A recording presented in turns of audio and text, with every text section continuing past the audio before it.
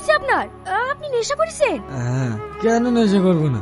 আমি একজনকে মন থেকে ভালোবেসেছিলাম, সে আমাকে অপমান করে বাড়ি থেকে বের করে দিয়েছে। আপনি একটা কথা বলুন তো, ভালোবাসাটা কি অপরাধ? আমি যে তাকে ভুলতে পারছি না। আপনি কি কাউকে ভালোবেসেছেন?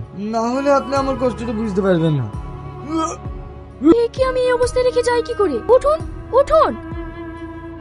বিশ্বাস করেন, আমি ওকে অনেক ভালোবাসি। তোমার মতো এমন একজন মানুষকে কিভাবে ভালো না বেঁচে থাকতে পারি বলো? আমারও তোমাকে ভীষণ পছন্দ গো, আমাকে তুমি ক্ষমা করো।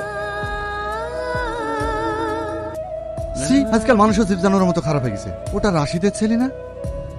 সকাল হয়ে গেছে, ওঠেন। কি ব্যাপার, তুমি আর আমি বা এখানে কেন? কাল রাতে আপনি এখানে নেশা করে পড়েছিলেন আর আপনার অবস্থাও ভীষণ খারাপ ছিল, তাই আপনাকে এখানে একা রেখে যাইনি। আমার যা খুশি হোক, তাতে তোমার কি? কারণ তুমি মদ খেয়ে খুব খারাপ অবস্থায় ছিলে, তাই যেতে পারিনি। তুমি তো আমাকে ভালোবাসো না, তাহলে কেন যেতে পারোনি? কারণ এই অবস্থার জন্য দায়ী আমি তোমাকে মন থেকে অপমান করতে চাইনি গো। একটা সত্যি কথা বলবে? বলো। তুমি আমাকে সত্যি ভালোবাসো না?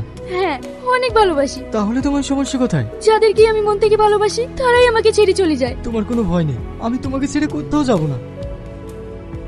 তুই যাকে দেখেছিলি এই মেয়ে তো? হ্যাঁ ভাই। এই মেয়ে রিয়াজের সাথে তোমার কিসের সম্পর্ক? আমি রিয়াজকে ভালোবাসি, রিয়াজও আমাকে ভালোবাসে। ভালোবাসো? আমার ছেলের জীবন থেকে তোমাকে সরে যেতে হলে কত টাকা লাগবে বলো? আমি সবজি বিক্রি করি, কিন্তু ভালোবাসা না। আমিও দেখছি তুমি কি করে রিয়াজের সঙ্গে মিশো।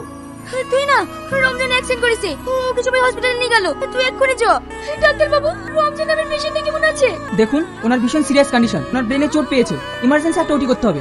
অপারেশন করতে কত টাকা লাগবে? মিনিমাম 3 লক্ষ টাকা। 3 লক্ষ টাকা? আপনি যত তাড়াতাড়ি পারেন টাকাটা ক্যাশ কাউন্টারে জমা করুন, না হলে আপনার পেশেন্টকে বাঁচাতে পারবো না। কি ব্যাপার তুমি? আমি আপনার শর্তে রাজি। তোমার ভালোবাসার মূল্য কত? 3 লক্ষ টাকা। ছোট লোকই হয়। ঠিক আছে দিচ্ছি। তুই কেমন মেয়েকে ভালোবেসেছিলি যার ভালোবাসার বিক্রি মূল্য মাত্র 3 লক্ষ টাকা? না না, এটা হতে পারে না। সিসিটিভি ক্যামেরার ফুটেজটা দেখে নে, তাহলেই পরিষ্কার হয়ে যাবে। ডাক্তার বাবু, আমি টাকা নিয়ে চলে এসেছি। সরি, আপনার ভাইকে আমরা বাঁচাতে পারিনি, হি ইজ ডেড।